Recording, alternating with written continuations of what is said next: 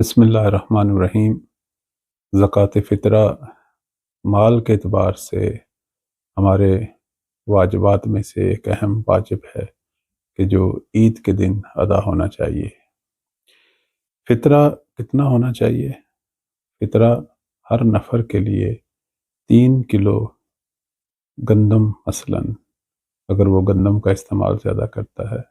یا چاول اگر ان کے ہاں چاول کا استعمال زیادہ ہے۔ اس وقت جو کچھ ہم دیکھ رہے ہیں پاکستان میں، بعض علماء نے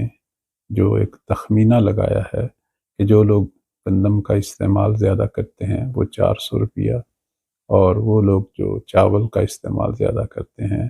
وہ 1050 روپے مثلا۔ تو 3 کلو اپنی خوراک جو آپ کی روٹین میں چل رہی ہے گھر میں، چاول یا گندم، اس کا 3 کلو کا آپ نے ہر نفر کا حساب کرنا ہے، اور یہ فطرہ ہر شخص پر واجب ہے۔ اور اگر اس کے تحت کفالت جیسے بیوی بچے ہوں تو ان کا بھی سرپرست پر جو ہے وہ فطرہ ادا کرنا واجب ہے۔ اور اگر کوئی مغرب سے پہلے مہمان آ گیا ہے گھر میں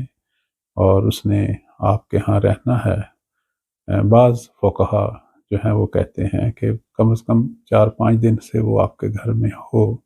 یا وہ آیا ہے اس نے 4-5 دن رہنا ہے، تو اس کا بھی فطرہ جو ہے وہ آپ پر واجب ہے۔ لیکن حضرت آیت اللہ سیستانی مثلاً وہ یہ کہتے ہیں کہ اگر ایک رات کے لیے بھی آیا ہو مہمان تو اس کا بھی فطرہ آپ پر واجب ہے، اور یہ مہمان جو ہے وہ مغرب سے پہلے آیا ہو۔ اب یہاں کچھ لوگ یہ سوال کرتے ہیں کہ اگر وہ جو میزبان ہے اگر وہ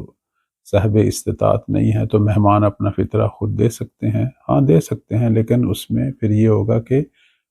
چونکہ واجب تو میزبان پر تھا، لیکن یہ اس کی نیابت میں خود ادا کر دے اپنا فطرہ۔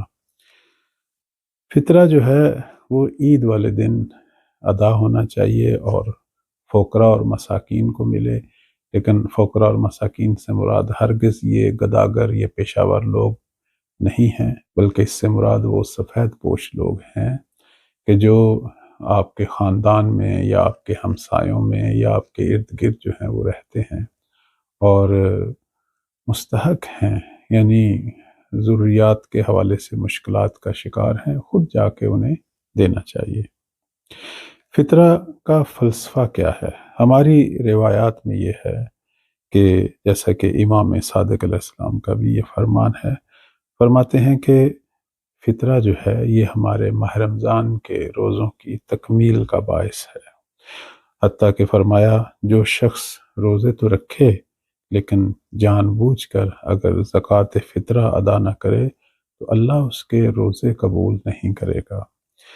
فطرہ ادا کرنے والا شخص اپنے شہر کے حساب سے جو قیمت چل رہی ہے، جن چیزوں کو وہ کھا رہا ہے اس کے مطابق ادا کرے۔ اب فطرہ کس فقیر کو اور کہاں دینا چاہیے؟ بعض لوگ کہتے ہیں کہ ہم ایک ایسے شہر میں ہیں، ایک ایسے ملک میں ہیں، ہمیں نہیں پتہ چل رہا کہ یہاں کوئی فقیر ہے یا نہیں، تو آپ کو جہاں بھی پتہ چلے، کسی دوسرے ملک میں پتہ چل جائے، وہاں بھیج دیں، لیکن کوشش کریں کہ سب سے پہلے اپنے خاندان کو اور اپنے ارد گرد جو لوگ ہیں ان کو دیکھیں۔ اگر کوئی ایسا شخص نظر نہیں آ رہا تو پھر جہاں بھی آپ کو کوئی مستحق نظر آئے اسے جو ہے وہ فطرہ ادا کریں۔ فطرہ کی ادائیگی جو ہے وہ عید والے دن ظہر تک اس کا ٹائم ہے، اس کے بعد ظاہر ہے پھر یہ ایک قسم کا قضا ہو جائے گا۔